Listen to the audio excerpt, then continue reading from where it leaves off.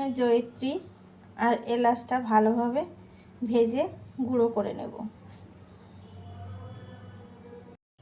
এটা হলো আদা আর রসুন বাটা, আর এটা হলো আদা রসুন আর কাঁচা লঙ্কা বাটা।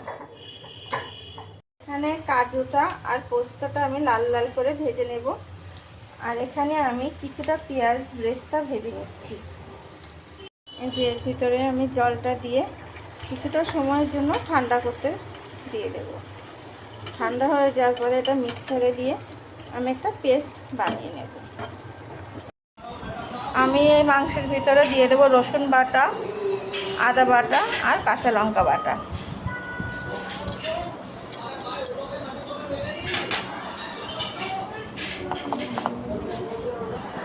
কিছুটা টক দই, কিছুটা নুন আর পরিমাণ মতন কিছুটা চিনি, যেহেতু টক দই দিয়েছি সেই কারণে। আর এই যে ভাজা মশলাটা ওপরে দিয়ে দেব।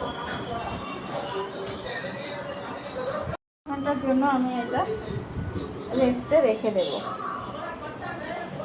আমি একটা কড়াইতে কিছুটা পরিমাণে ঘি দিয়েছি আর কিছুটা পরিমাণ সাদা তেল গরম করতে দিয়েছি। তেলের ভিতরে দিয়ে দেবো একটু লবঙ্গ আর দারচিনি। এর ভিতরে আমি একে একে সব মশলা দিয়ে দেবো। এই যে ব্রেস্তা ভেজে রেখেছিলাম, প্রথমে আমি এখানে দিয়ে দেব আদা আর রসুন বাটা। এর ভিতরে দিয়ে দেবো কাজু, পোস্ত আর ব্রেস্তা একসাথে মিক্স করে রেখেছিলাম সেটা। সামান্য পরিমাণে টক দই দেব।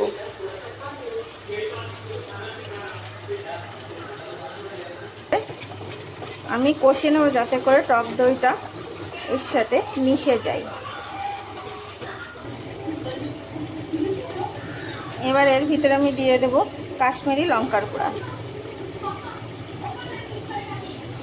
আর সামান্য পরিমাণে হলুদ গুঁড়া। এটা আমি সুন্দর করে কষিয়ে নেব। গ্যাসটা একটু কমিয়ে দিয়ে। দেখো আমার মশলাটা কষানো হয়ে গিয়েছে, এই যে তেল ছেড়ে দিয়েছে মশলা দিয়ে। এবার এর ভিতরে আমি চিকেনটা দিয়ে দিলাম। কিছুটা সময়ের জন্য আমি এটা কষতে দেব। দেখো মশলাটা আমি ভালোভাবে চিকেনের সমস্ত গায়ে যাতে করে লেগে যায় সেইভাবে মাখিয়ে নিয়েছি। এবারে এর মতো কিছুটা সময় কষতে থাকুক। এই যে আমার চিকেন চাপ রান্নাটি কমপ্লিট হয়ে গিয়েছে। আমি একটু হালকা ঝোল রেখেছি, কেননা আমার মেয়েরা ঝোল খেতে পছন্দ করে, সেই কারণে তোমরা আরেকটু শুকিয়ে নিতে পারো। এই যে মিঠাই আতরটা দিয়ে দিলাম, আর উপর দিয়ে একটু এই ভাজা মশলাটা ছিটিয়ে দিচ্ছি। আমি এর ভিতরে আর অন্য কিছুই দেব না। এবার আরেকটু ঝোল কমে গেলে আমি এটা নামিয়ে নেব। দেখো কালারটা কি সুন্দর হয়েছে।